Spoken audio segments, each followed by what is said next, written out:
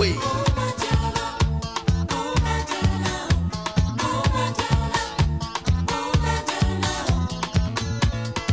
Madjana jouja ou veste. Et j'allais pour nous payer sa bâtisse. Madjana pour te calas. Depuis bon matin, il casse son nez.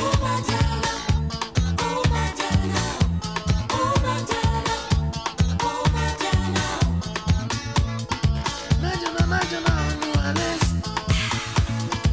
On nous paie sa voix, ça qui t'unisse.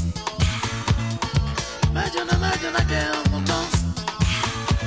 Mais moi avec moi, ça bien pico.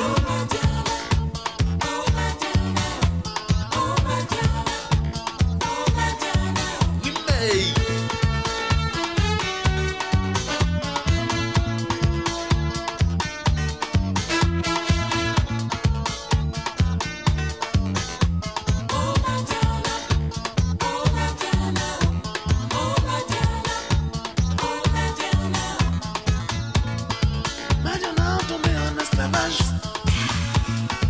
De sourire et de beauté.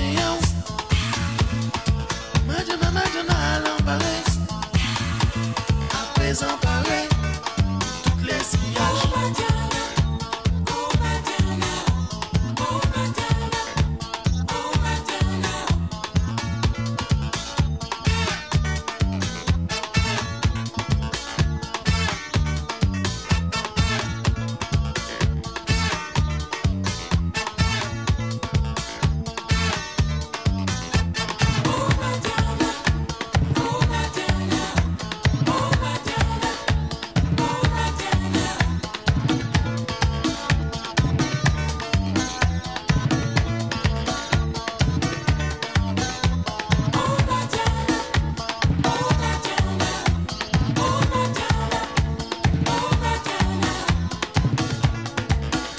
Madjana jouja ou veste.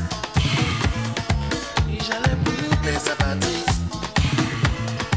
Madjana pour te calas. Depuis bon matin, il casse son nez.